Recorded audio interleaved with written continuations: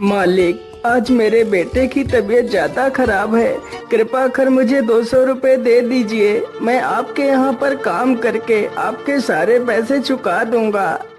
अरे नहीं हरीराम, मैं तुम्हें पहले पैसे नहीं दे सकता। यदि पहले पैसे चाहिए तो तुम्हें मेरे पास कुछ गिरवी रखना पड़ेगा। लेकिन मालिक, मेरे पास तो कुछ भी नहीं है जो मैं तुम्हारे पास कुछ गिरवी रखूं।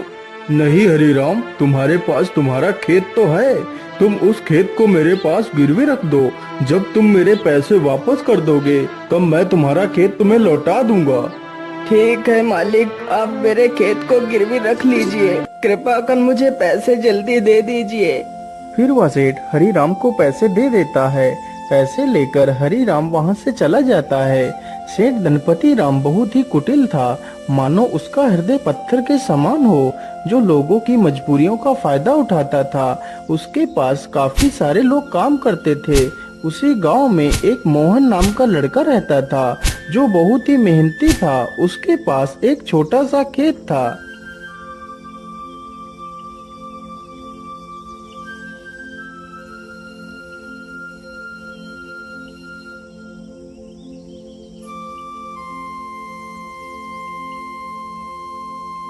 अरे मोहन बेटा, जरा पानी वानी तो पी लो। तुम तो कितनी मेहनत करते हो। हाँ चाचा, क्या करूं, बिना मेहनत के तो कुछ होगा भी नहीं। हाँ बेटा, तुम्हारी इसी मेहनत की वजह से ही तुम इस छोटे से खेत में दोगुनी फसल उगा पाते हो।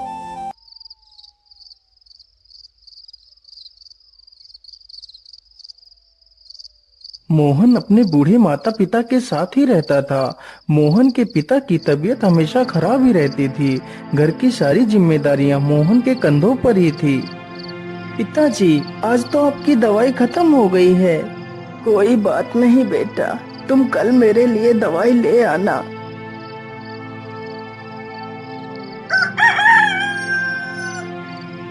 मोहन सुबह उठकर अपने पिता के लिए दवाइयाँ ले आता है। माँ, मैं पिताजी के लिए दवाई ले आया हूँ। आप पिताजी को दवाइयाँ समय से खिला देना। हाँ हाँ बेटा, मैं तुम्हारे पिता को दवाइयाँ खिला दूंगी। माँ, आज तो मौसम कितना अच्छा है। मैं आज ही खेत में बीज बो देता हूँ। ठीक है बेटा, जैसा तुम्हें अच्छा लगे वैसा ही करो। मोहन तुरंत ही अपने बैलों को लेकर खेत की तरफ निकल पड़ता है।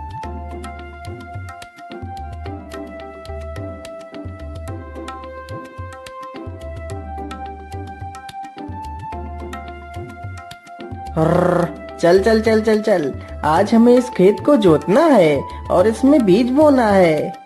मोहन कुछ ही देर में सारा खेत जोत देता है और बीज बो देता है।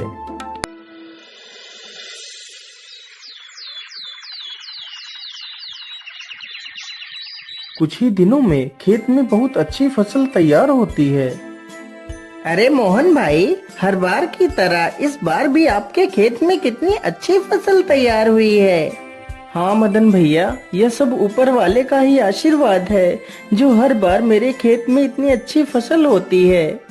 वे दोनों आपस में बात कर ही रहे थे कि तभी काले बादल छा जाते हैं।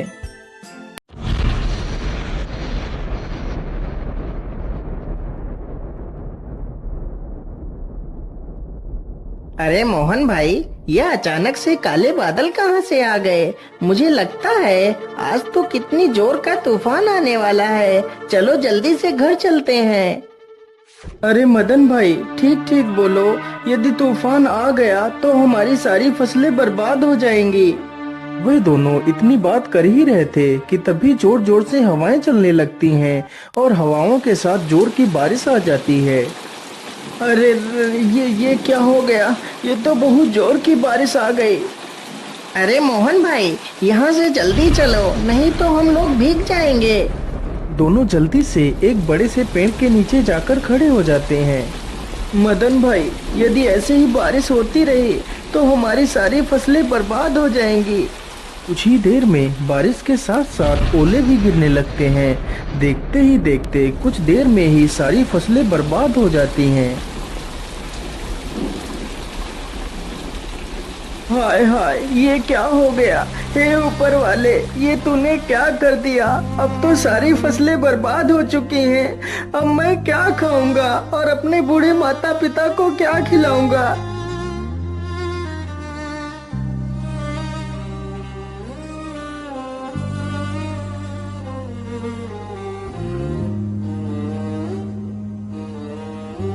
बेटा, तुम चिंता मत करो, ईश्वर पर भरोसा रखो, सब कुछ ठीक हो जाएगा। नहीं पिताजी, अब कुछ भी ठीक नहीं होगा। हमारी सारी फसलें तो नष्ट हो चुकी हैं। अब हम क्या करेंगे पिताजी? बेटा, तुम चिंता मत करो। तुम कल ही सेठ धनपति राम के घर चले जाना। वह तुम्हें काम पर जरूर रख लेंगे।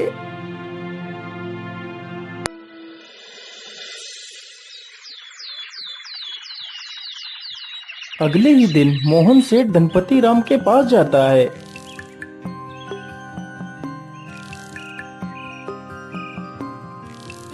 सेठ जी, मैं बहुत परेशानी में हूँ। कृपा कर मुझे किसी काम पर रख लीजिए। मोहन सेठ को अपनी सारी कहानी सुनाता है। सेठ जानता था कि मोहन बहुत मेहनती इंसान है। वह कम खेत में ही दोगुनी फसल उगा लेता है। यदि वह मोहन को काम पर रख लेगा तो उसे दोगुना फायदा होगा। लेकिन सेठ उसकी मजबूरी का फायदा उठाना चाहता था। हाँ हाँ मोहन, मैं तुम्हें काम पर तो रख लेता, लेकिन मेरे पास अभी तुम्हारे लिए कोई काम नहीं है। तुम अभी अपने घर वापस लौट जाओ। जब मेरे पास काम होगा तो मैं तुम्हें बुला लूंगा। नहीं नहीं सेठ जी, आप तो मेरी मजबूरी जानते हैं। यदि मुझे काम नहीं मिला तो मेरे माता पिता भूखों मर जाएंगे। मुझ पर तरस खाइए सेठ जी, मुझे काम पर रख लीजिए। अरे वाह वाह, जैसा मैंने सोचा था बिल्कुल वैसा ही हो रहा है। यही अच्छा मौका है इससे कम पैसे में ज्यादा काम करवाने का। अच्छा अच्छा, ठीक है, मैं तुम्हें काम पर तो रख सकता हूँ, लेकिन मैं वैसे तो सारे मजदूरों को 300 रुपए देता हूँ, लेकिन मैं तुम्हें सिर्फ 200 रुपए दूंगा। यदि मंजूर है तो बोलो। हे भगवान, क्या करूं? यहाँ पर काम करने के अलावा तो मेरे पास दूसरा कोई रास्ता भी नहीं है। ठीक है सेठ जी, मैं 200 रुपए में ही काम कर लूंगा। मोहन अगले दिन से ही सेठ के घर काम करने लगता है। इसी प्रकार मोहन को काम करते करते पूरा 2 महीना गुजर जाता है। मोहन ने सेठ के खेत में दोगुनी फसल उगा दी। यह देखकर सेठ बहुत खुश हो जाता है। अरे वाह, मोहन ने तो इस बार कितनी अच्छी फसल उगाई है। वैसे अब तो मोहन का कोई काम भी नहीं है। मैं ऐसा करता हूँ, इसे आज की मजदूरी देकर काम से निकाल देता हूँ और इसकी 2 महीने की मजदूरी भी नहीं दूंगा। अरे मोहन, ये लो तुम्हारी आज की मजदूरी। अब तुम्हें कल से काम पर आने की कोई आवश्यकता नहीं है। लेकिन सेठ जी, आप अचानक से मुझे काम से क्यों निकाल रहे हैं? क्या मुझसे कोई गलती हो गई मालिक? नहीं मोहन, तुमसे कोई गलती नहीं हुई है। अभी मेरे पास तुम्हारे लिए कोई काम नहीं है। जब मेरे पास काम होगा तो मैं तुम्हें जरूर बुला लूंगा। लेकिन मालिक, यदि आप मुझे काम से निकाल देंगे तो मैं भूखों मर जाऊंगा। मैं अपने पिता के लिए दवाइयाँ कहाँ से लाऊंगा? मुझ पर दया कीजिए सेठ जी। सेठ मोहन की एक बात भी नहीं सुनता और उसे काम से निकाल देता है।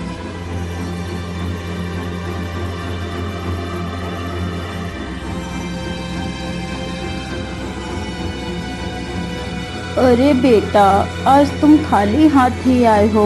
आज तुम घर का राशन तो लाए ही नहीं। माँ, मुझे माफ कर दीजिए। अब मैं आपके लिए कुछ भी नहीं कर सकता। लेकिन बेटा, आखिर क्या बात है?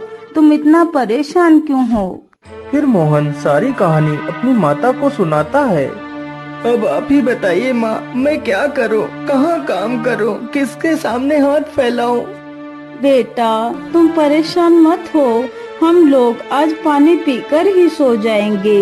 वैसे भी मुझे तो भूख नहीं लगी है। और बेटा, तुम हार मत मानो। तुम कल फिर से सेठ के पास जाना। हो सकता है सेठ तुम्हें काम पर रख ले।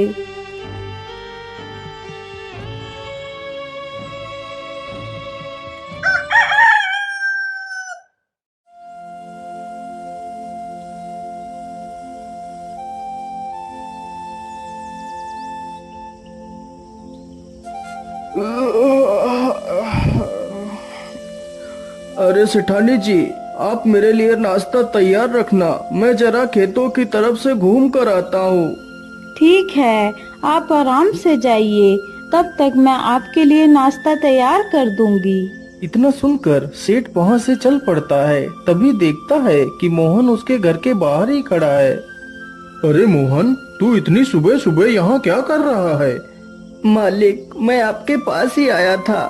यदि मुझसे कोई भूल हो गई हो तो उसे क्षमा कर दीजिए मालिक, लेकिन मुझे काम पर रख लीजिए। अरे मोहन, तू तो कितना बेशर्म है। मैंने तुझे कितनी बार मना किया है कि मेरे पास कोई काम नहीं है, फिर भी तू मेरे पास चला आता है। क्या तेरे अंदर कोई शर्म लिहाज नहीं है? मालिक, मुझे शर्म तो आती है, लेकिन जब मैं अपने बूढ़े माता पिता को पानी पीकर सोता हुआ देखता हूँ तो मुझे यह अपमान कुछ भी नहीं लगता। लेकिन मैं तुझे कोई काम नहीं दे सकता, चल भाग यहाँ से।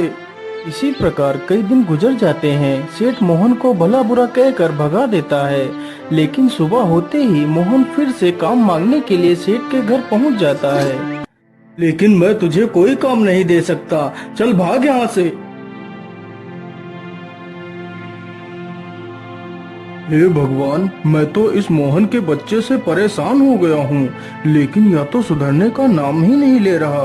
मैं ऐसा करता हूँ, कल सुबह होने से पहले मैं यहाँ से कुछ दिनों के लिए अपने रिश्तेदार के घर चला जाता हूँ, तभी मैं इस मोहन से अपना पीछा छुड़ा पाऊंगा।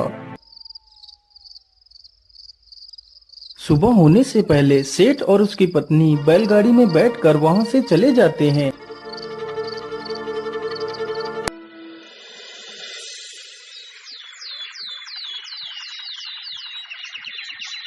उधर मोहन रोज की तरह फिर से सेठ के घर आता है तो देखता है, अरे ये क्या, आज तो सेठ के घर ताला लगा हुआ है। इसका मतलब सेठ जी कहीं बाहर गए हैं। मैं ऐसा करता हूँ, यहीं पेड़ के नीचे बैठकर सेठ जी का इंतजार करता हूँ। इतना सोचकर मोहन पेड़ के नीचे बैठ जाता है और सो जाता है। तभी कुछ चोर सेठ के घर के पास आते हैं।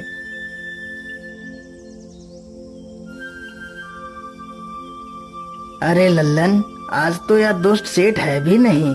आज अच्छा मौका है, चलो आज इस सेठ की सारी तिजोरी खाली कर देते हैं। चोर जल्दी से एक पत्थर उठाता है और ताले को तोड़ने लगता है।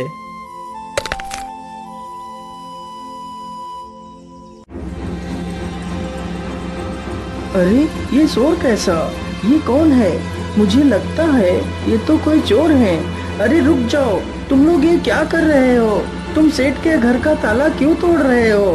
अरे बेवकूफ, तुझे दिखाई नहीं देता? हम लोग चोर हैं और यह ताला हम लोग चोरी करने के लिए ही तोड़ रहे हैं। चल भाग जा यहाँ से। अरे नहीं नहीं, मेरे रहते हुए मैं तुम लोगों को चोरी नहीं करने दूंगा। अच्छा, तो तू हमें चोरी करने से रोकेगा? रुक, हम तुझे अभी मजा चखाते हैं। इतना कहकर सारे चोर बेचारे मोहन पर टूट पड़ते हैं। चोर चोर, कोई मुझे बचाओ, नहीं तो मुझे यह चोर मार डालेंगे। मोहन की ये आवाज सुनकर गांव के कई लोग वहां पर आ जाते हैं। तभी वह सारे चोर वहां से भाग जाते हैं, लेकिन बेचारा मोहन काफी ज्यादा घायल हो जाता है।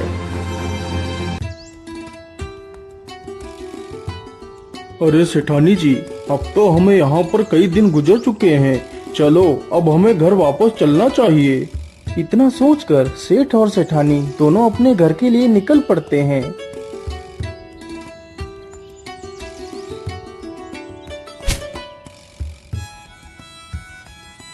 अरे वाह, जैसा मैंने सोचा था बिल्कुल वैसा ही हुआ। अब तो मोहन से मेरा पीछा छूट गया। लेकिन ऐसा कैसे हो सकता है? मोहन आज भी नहीं आया। मोहन इतनी जल्दी हार मानने वालों में से नहीं है। फिर वह आया क्यों नहीं? कहीं वह किसी मुसीबत में तो नहीं पड़ गया? चलो चलकर देखता हूँ।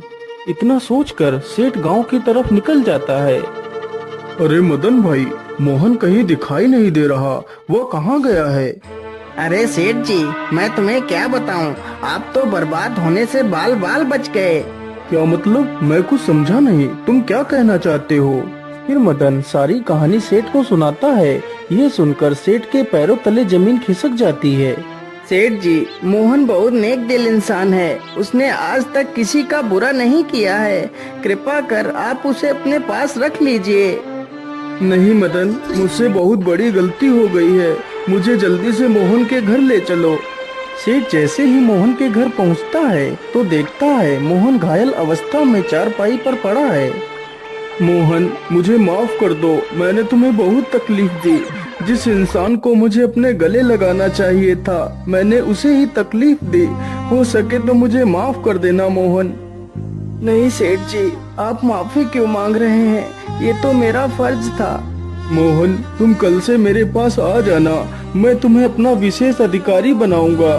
फिर सेठ तुरंत ही मोहन की माँ को 500 रुपए दे देता है और अगले ही दिन से सेठ मोहन को अपना विशेष अधिकारी बना लेता है।